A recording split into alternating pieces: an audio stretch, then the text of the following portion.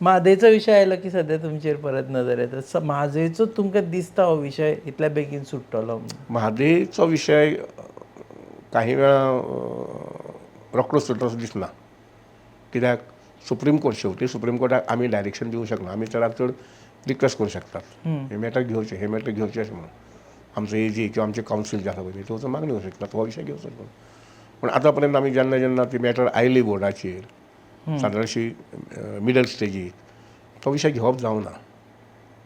तेका अडकूनच उरला अशें दिसना तुमकां तो? हय नॉर्मली कशें आसता अशी बेंच आसता पळय न्ही ती ते विशय मातशे कालांतरान घेता.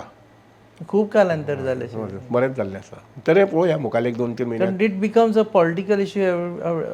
तो प्रत्येक ना विशय खंयचो विशय पॉलिटिकल राजकारणाचो विशय जावन पडटा म्हणून. खंयचो विशय पॉलिटिकल करपाची आमची संवय न्ही सगळ्यांची. एकदां सोंपलो जाल्यार तो सोंपलोय जाता न्ही की बाबा एक हो विशय सोंपलो एकदांचो म्हादेचो. कर्नाटकाक आतां उदक मेळचें ना हो विशय सोंपलो. ना म्हादेची विशया संबंदी म्हजे हिसपान आनीक काही हे पासेस आमी घेवचे पडटले.